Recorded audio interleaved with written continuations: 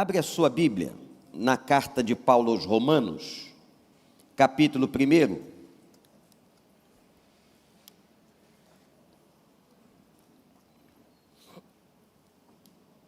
Eu vou ler apenas o versículo 17,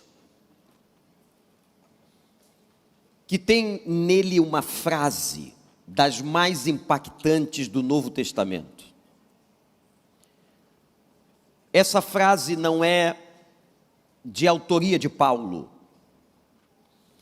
Essa frase foi mencionada e dita pelo profeta Abacuque.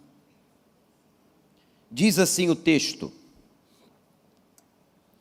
porque no Evangelho é revelada a justiça de Deus, uma justiça que do princípio ao fim é pela fé, como está escrito: o justo viverá pela fé. Toda a igreja, vamos repetir essa frase: o justo viverá pela fé. Minhas irmãs, os homens, toda a igreja, o justo viverá pela fé. Eu vou dizer por que esta frase é importante agora, nesse contexto, dia 31 de outubro de 2021, 504 anos, onde nós celebramos a Reforma Protestante. Quero trazer algumas informações importantes para nós chegarmos numa síntese a entender esse movimento reformador. Ontem, dezenas de pastores estavam em Madureira e eu, brincando com eles, disse: eu já sei qual é o sermão que a maioria de vocês vai pregar. É exatamente sobre os postulados e a importância da Reforma Protestante. Anote algumas coisas importantes. Até mais ou menos o ano 300, a igreja que nascera na ordenança, na ordem de Jesus Cristo, quando ele declara: eu edificarei a igreja, portanto, não é a criação de um pastor, de um padre, de um bispo, mas a igreja foi criada pelo Senhor Jesus Cristo, e a sua atividade começa na vinda do Espírito Santo em Atos capítulo 2. Para que nós nos situemos na história, nós sabemos que o advento de Cristo, a sua vinda, divide hoje a história em antes de Cristo e depois de Cristo. Aliás, surpreendentemente, há um movimento de ateus tentando tirar do calendário exatamente a divisão entre antes de Cristo e depois de Cristo. Eles podem até um dia, quem sabe, conseguir tirar do calendário, mas não conseguirão tirar da história a figura de Cristo. Tomando por base apenas para um raciocínio, porque nós sabemos que essas contas não são exatas,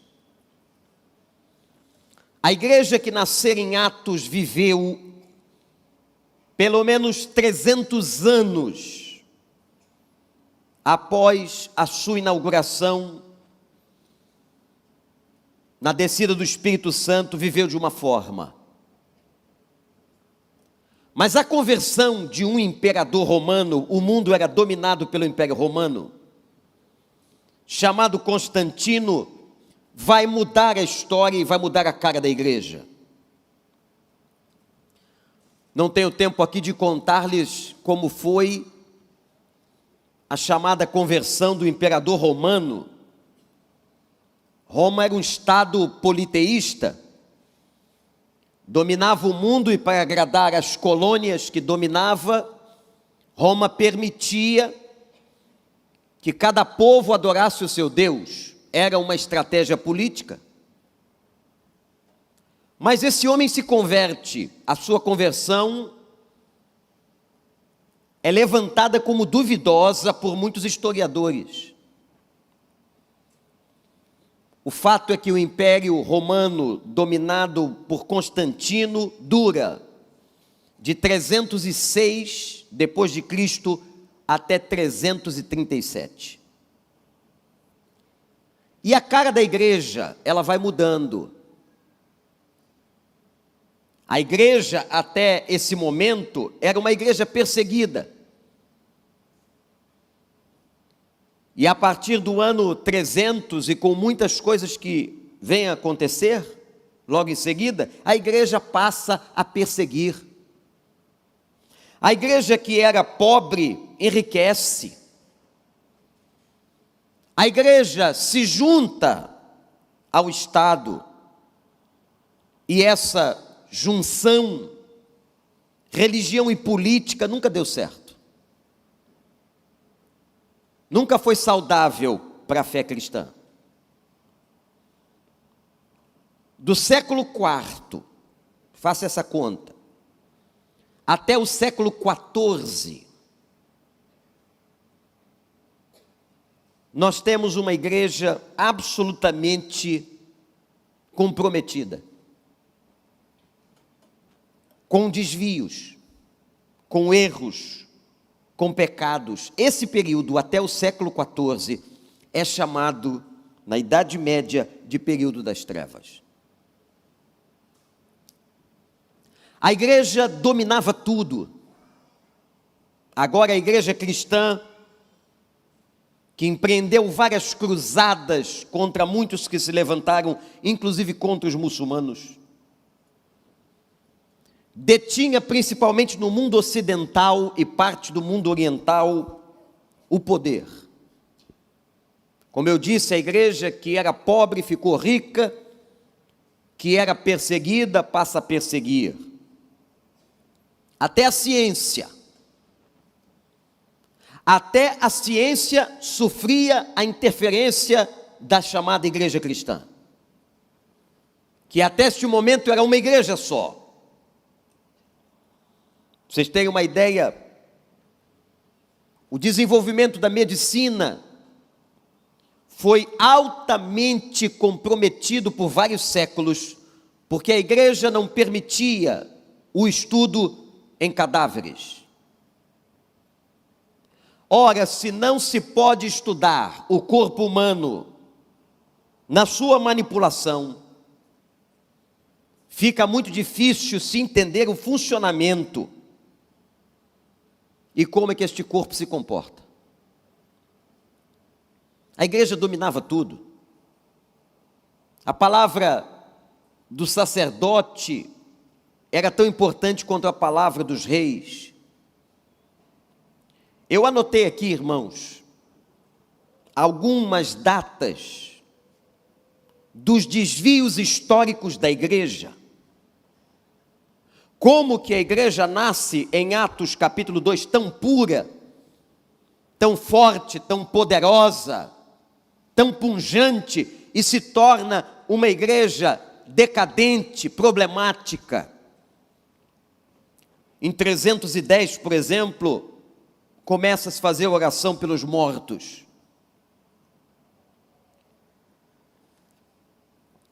Em 431, Maria passa a ser adorada como virgem. Em 503, depois de Cristo, o estabelecimento da doutrina do purgatório, que não tem base no Novo Testamento. Em 606, Bonifácio III se declara bispo universal da igreja, papa. Em 783, a igreja passa a adorar imagens de escultura.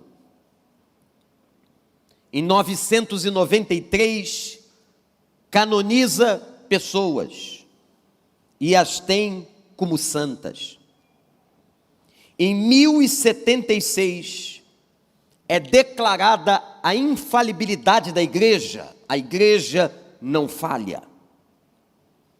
Em 1123, olha só, 1123, é decretado pela igreja cristã o celibato sacerdotal pelo Concílio de Latrão, onde proíbe o casamento de sacerdotes. Em 1184, uma das maiores aberrações históricas da igreja cristã, a instituição da chamada Inquisição. Em 1190 começa a se vender indulgências para que as pessoas pudessem pagar pelos seus pecados. Em 1200, o pão era substituído pela hóstia.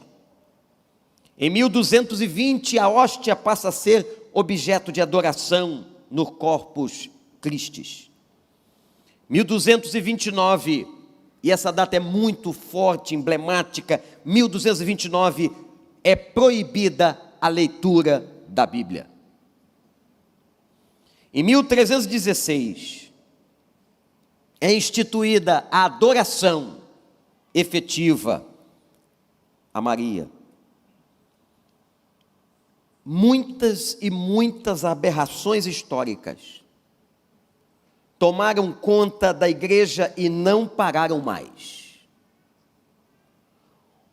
O povo está diante agora de uma igreja supersticiosa, ignorante, tirana politicamente, dominada por bispos e sacerdotes. Havia corrupção no clero, na liderança. Havia exploração econômica da sociedade com as indulgências. Havia desconhecimento da Bíblia pelo povo.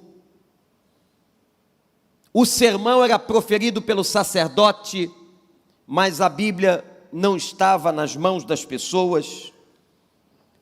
A igreja chamada cristã está agora enriquecendo, em contrapartida, as pessoas estão empobrecendo. Acontece um fato marcante com um papa chamado Leão X, que deseja construir a Catedral de São Pedro em Roma. E para construir a Catedral de São Pedro, ele autoriza a venda das indulgências. A venda das indulgências era para absolver os pecados das pessoas.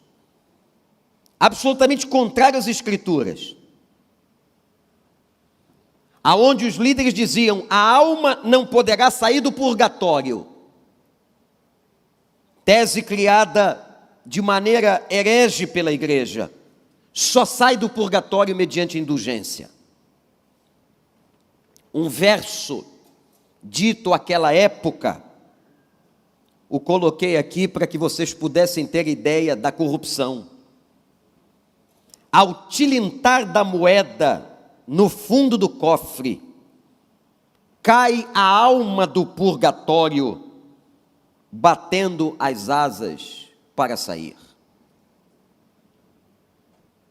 O perdão do pecado ou dos pecados era comprado. A igreja foi se deteriorando ao longo dos séculos. Meus irmãos, sirva de lição para nós. Porque, na verdade, na história da igreja foram necessárias várias reformas e avivamentos. Nós temos que estar centrados na Bíblia, na palavra de Deus, a fim de que não percamos os postulados da palavra do Senhor e não venhamos a cair em erros. Amém, gente? Até que surge um padre, que nasceu em 10 de novembro de 1483, na Alemanha, filho de camponeses, uma vida sofrida, e seu nome era Martinho Lutero. Justo Gonzalez, um historiador cristão, fala muito de sua vida, de seus problemas, suas crenças, suas questões emocionais. Aos 22 anos, ele foi para um mosteiro agostiniano.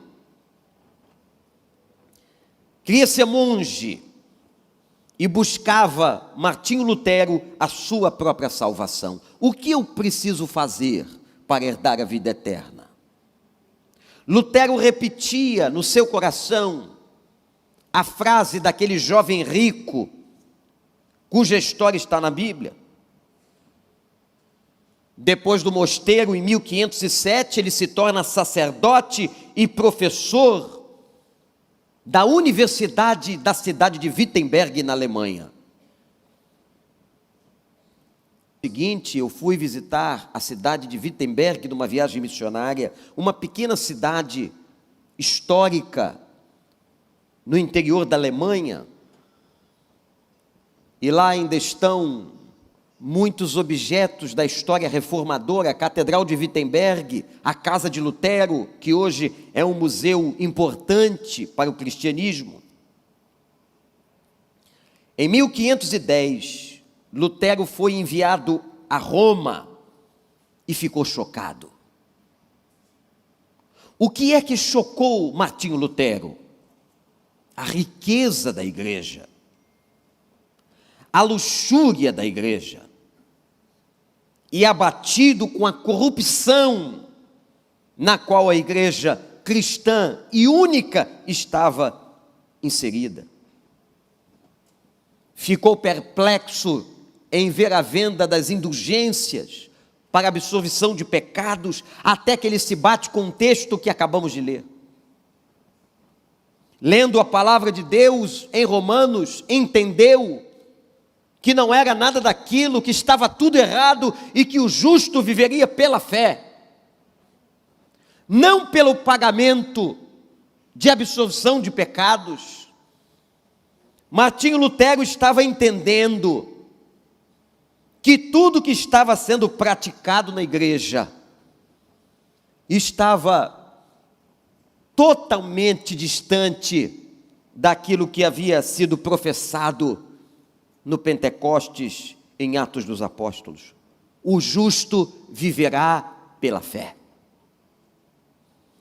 Em 31 de outubro, exatamente 504 anos atrás, 1517, ele então, professor e sacerdote na cidade de Wittenberg, vai e fixa na porta da catedral 95 teses contrárias, de protesto, daí o nome protestantes. E escreve especialmente contra as indulgências. O Papa Leão X, que estava no poder da igreja cristã naquela época, o ameaça à fogueira. Vejam, uma igreja que matava, que condenava pessoas à morte.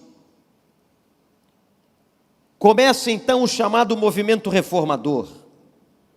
Mas não esqueçam, quem conhece história e como Deus dirige a história e faz as coisas muito bem, Deus é bom em todo tempo Deus é bom. Em 1455, alguns anos antes do que aconteceu na Alemanha e na Europa, a imprensa havia sido criada por Gutenberg. Ora, em que isso foi importante? É que agora a produção em massa de documentos podia ser feita, e as 95 teses que foram colocadas na Catedral de Wittenberg se espalharam pela Europa, graças a Deus, pela imprensa que fora criada. A adesão de intelectuais à reforma, a adesão de nobres, a adesão de eclesiásticos do povo, muita gente que já estava absolutamente insatisfeita com a igreja, vai para o lado de Martim Lutero, e outros movimentos surgem em toda a Europa, como por exemplo, João Calvino na França, Zwinglio na Suíça, e outros líderes, muitos outros líderes. E agora, a Bíblia passa a ser lida. A Bíblia passa a ser estudada. O movimento da reforma protestante é tão importante na história da humanidade, irmãos, que revolucionou e trouxe as bases, vejam isso, do próprio movimento iluminista, que abre os olhos da intelectualidade do mundo para a ciência. O movimento renascentista, que abre os olhos do mundo para as artes e para o renascer de um novo olhar, tem por base, pasmem, o movimento protestante que nascera em Wittenberg, na Alemanha. Como Deus usou, há uma libertação da ciência, há uma libertação de muitas áreas do mundo. O homem contemporâneo, moderno e a história da humanidade agradeça e tem que agradecer a reforma protestante de 1517. Não temos tempo aqui para dizer como é que nós, batistas, chegamos ao lugar que chegamos, mas no fundo de toda a origem, de todo aquele movimento europeu, nós viemos dos anabatistas ingleses. Mas eu quero terminar dizendo a você de 5 postulados que a reforma trouxe e que você os anote. Eles são muito importantes para nós, porque esses postulados trazem a igreja, eu, você, para o centro daquilo onde nós devemos viver. Os 5 postulados, e o primeiro, com base no texto que lemos, sola fide, só pela fé, o homem chega a Deus. E me lembro de um texto de um reformador chamado Karl Barth, teólogo, que disse que o homem jamais chegaria a Deus pela sua inteligência, pela sua ciência ou intelectualidade. Somente pela fé o homem chega ao conhecimento de Deus. Então, o primeiro postulado, anote aí, somente pela fé. Não é pelo seu conhecimento ou pela sua inteligência que você chega a Deus. Segundo, sola graça, ou sola gratia, somente pela graça o homem é salvo. Não é pelo comprar da sua salvação, não é pelas obras como pregam algumas religiões. O homem não compra e não tem o poder de comprar a sua salvação. Ele é salvo pelo favor imerecido pela graça de Deus. Louvado seja o nome do Senhor. Só a graça. Terceiro, sola escritura. Somente a escritura, o cânon fechado dos seus livros, tem a revelação e a referência e a base do cristianismo, a Bíblia Sagrada. Portanto, só pela fé alcançamos e conhecemos a Deus, só pela graça somos salvos, só a Escritura é a base da nossa fé. Mas deixa eu dizer uma coisa aqui.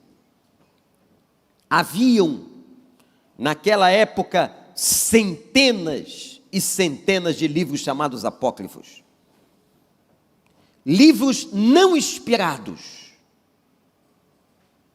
O cânon já estava fechado, mas, meus irmãos, conta-se mais de 100 livros.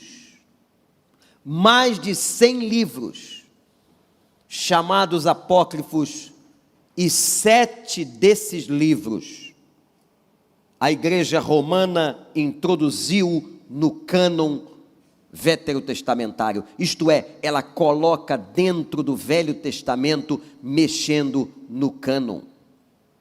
Por isso que algumas pessoas pensam que a Bíblia católica romana é diferente da Bíblia que nós temos. Em absoluto. A diferença está apenas nos 7 livros apócrifos, isto é, não inspirados, inseridos no Velho Testamento. Livros que, ao serem estudados, nós ficamos pasmados porque os seus próprios autores declaram que são textos não inspirados. A palavra texto inspirado ou inspiração é o sopro de Deus. A igreja protestante nunca aceitou a inserção dos 7 livros. A Bíblia também não foi escrita como vocês veem, dividida em capítulos e versículos. Não foi assim que a Bíblia foi escrita. Isto foi para nos facilitar que um padre, ou melhor, 2 sacerdotes, dividem a Bíblia como ela está hoje apresentada para nós, e é uma bênção. Dividida a Bíblia em capítulos e em versículos. A Escritura é a nossa base. Irmãos, deixa eu dizer uma coisa aos irmãos. Os desvios doutrinários da igreja, os desvios de fé de uma pessoa, se estabelecem quando essa pessoa abandona a Bíblia.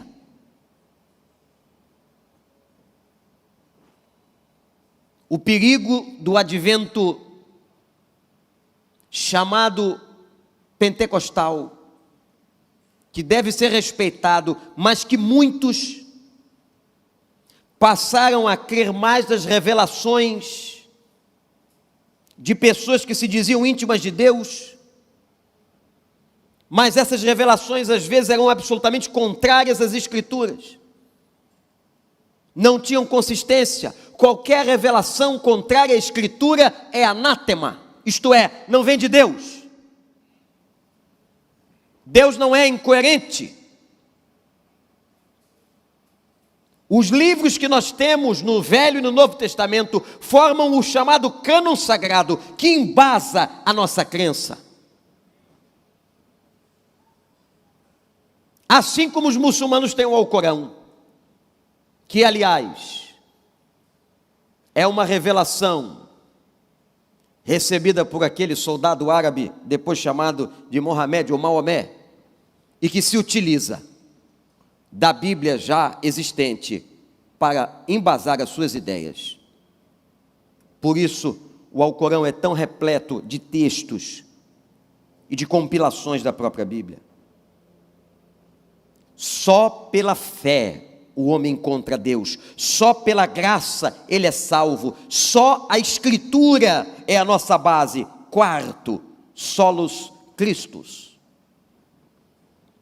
Por que a igreja precisou dizer que só Cristo? Porque a ideia sacerdotal havia tomado o trono de Deus. Os papas, os sacerdotes se assentavam no trono como se tivessem o poder maior, decidindo como Deus deveria decidir. E agora na Reforma Protestante, a palavra e a mensagem: somente Cristo é Senhor, somente Cristo é dono, só Ele é o Salvador, foi Ele quem morreu na cruz e ressuscitou dentre os mortos, Ele é o Senhor para sempre da história da igreja. Solos Christus. Não é homem algum, não é pastor algum, não é padre algum, não é sacerdote algum. A Ele toda honra, toda glória e todo louvor pelos séculos dos séculos. Sola fé, sola gratia, sola escritura, solos Christus. E o último, soli Deo glória. A glória é dele. A glória não é da igreja. A glória não está no poder da igreja. A glória não está na instituição da igreja. A glória não se assenta nos tribunais da igreja, no sacerdócio da igreja. A glória é dada pela igreja ao único que é digno de receber a glória. O mundo é dele, criado por ele, para ele. Foram feitas todas as coisas, no céu, na terra ou debaixo da terra. Ele tem as estrelas nas palmas das suas mãos. Ele é Senhor da história. A glória não deve ser dada a homem algum, que você jamais se curve diante de pessoa alguma a glória é dada a Deus. Imperadores romanos, como outros dominadores da história, como Nabucodonosor e tantos outros, queriam ser adorados. Fizeram estátuas para si e sobre si mesmos, obrigando aqueles que criam em Deus a se dobrarem.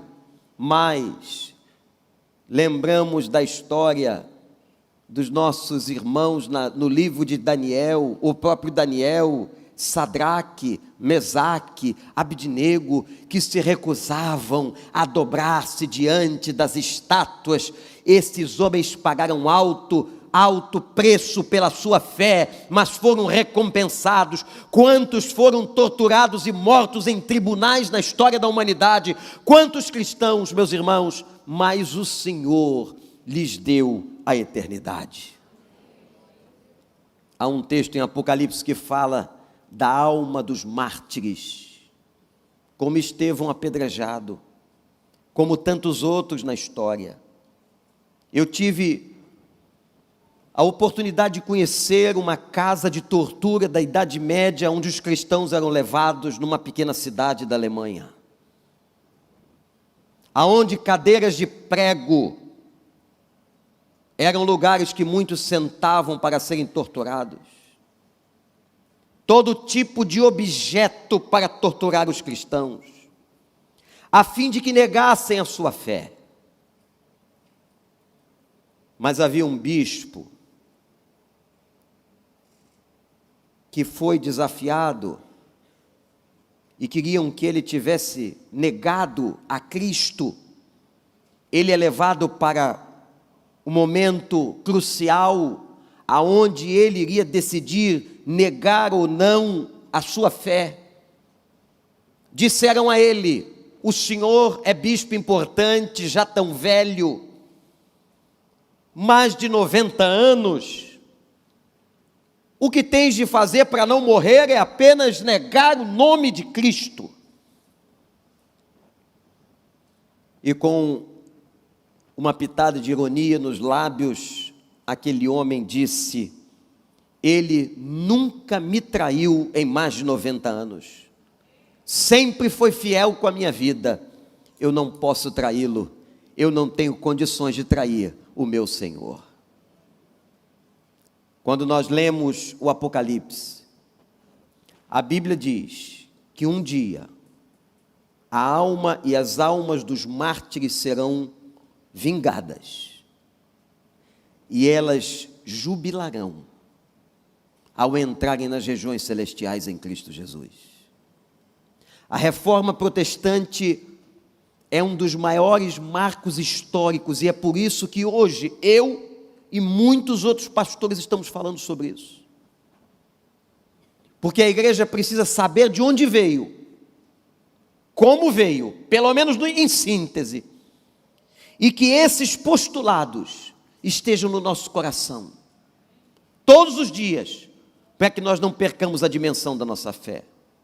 Só a fé leva o homem a Deus, só a graça salva o homem, e ele não tem condições de ser salvo pelas obras. Só a Escritura é o fundamento da revelação, só Cristo é aquele a quem nos curvamos, só a Ele e só a Deus demos toda a honra, glória e louvor pelos séculos dos séculos. Que Deus nos abençoe. Vamos ficar em pé. Adorar ao Senhor, agradecer ao Senhor, nesta manhã, por sermos uma igreja viva. Não deixe a Escritura, meu irmão, não deixe a Escritura, minha irmã, não se dobre diante de mais ninguém, só do Senhor, e você saiba, não é porque você é bonzinho que você vai para o céu, ou porque você faz boas obras, ou dá comida aos pobres, não, isso é consequência de quem é salvo. Somos salvos pela graça, isso não vem de vós, diz Paulo aos Efésios, é dom de Deus.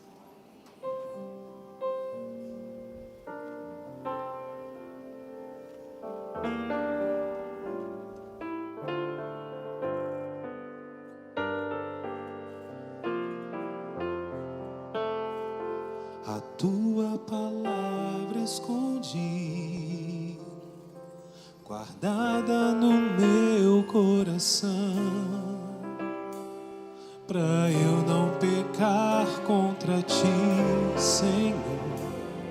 A tua palavra escondi,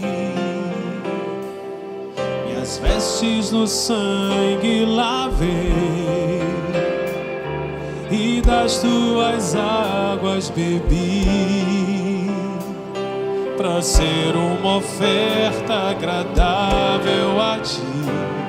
Minha vida a ti consagrei. Meus dons e talentos são pra te servir. Meus dons preciosos são seus. Não vejo razão na minha vida sem ti. Tu és meu Senhor e meu Deus. Assim como o fogo refina o ouro, vem tua obra em mim completar,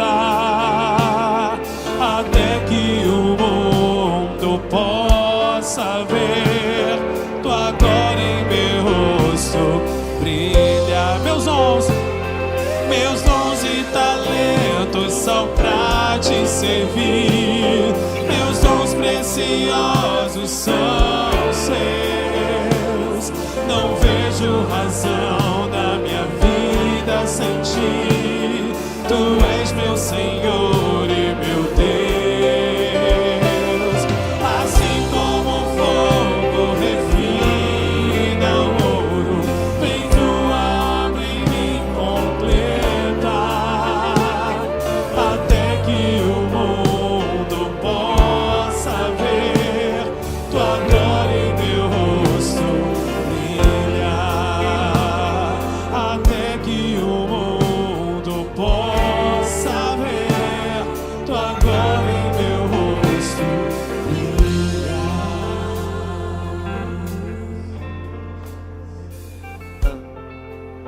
Aonde estamos aqui louvando o teu nome, único nome digno de receber a glória. Pai, tantas coisas aconteceram na história da igreja.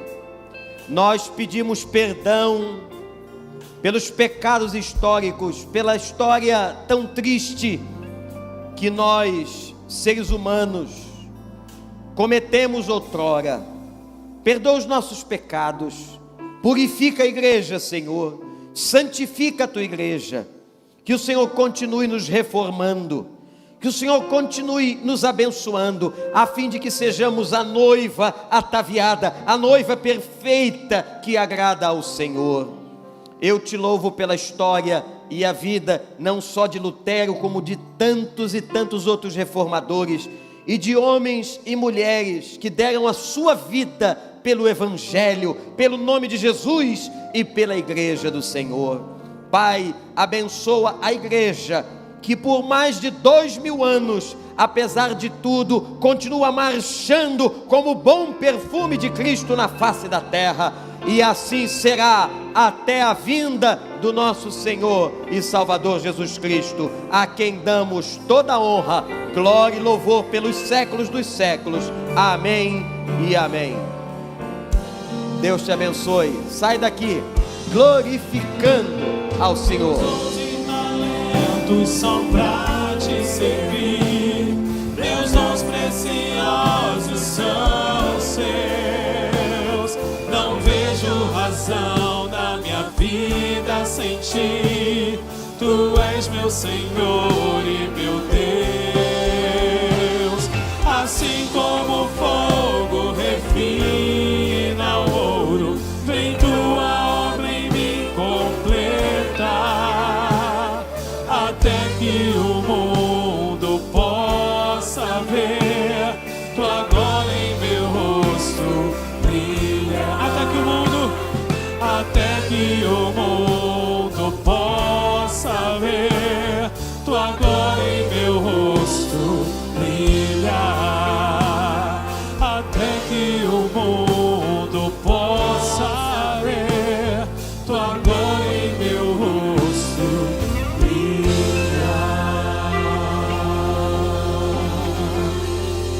Deus, queridos, em nome de Jesus. Tenham um ótimo domingo.